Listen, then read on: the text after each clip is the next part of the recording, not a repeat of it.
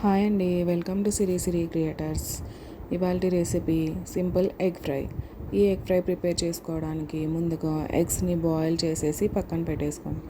ఈ eggs boil అయ్యేలోపు ఆనియన్స్ని చిన్న చిన్న ముక్కలుగా కట్ చేసి పక్కన ఉంచేసుకోండి.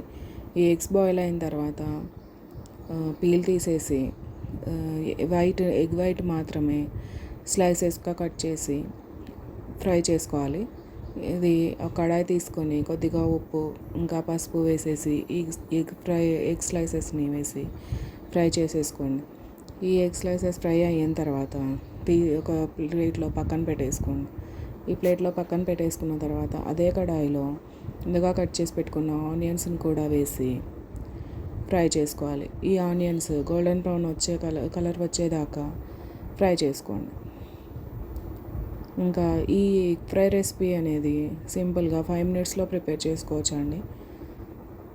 ఈ 5 మినిట్స్ రెసిపీ వచ్చేసి మనకి మార్నింగ్ లంచ్ బాక్సెస్ ప్రిపేర్ చేస్తూ ఉంటాం కదండి. ఈ టైంలో మనకి చాలా యూస్ఫుల్గా ఉంటుంది. సో ఈ ఆనియన్స్ అనేవి ఫ్రై అయిన తర్వాత అందులో పసుపు ఇంకా టేస్ట్కి సరిపడా ఉప్పు ఇంకా కారం వేసేసి ఫ్రై చేసుకోవాలి.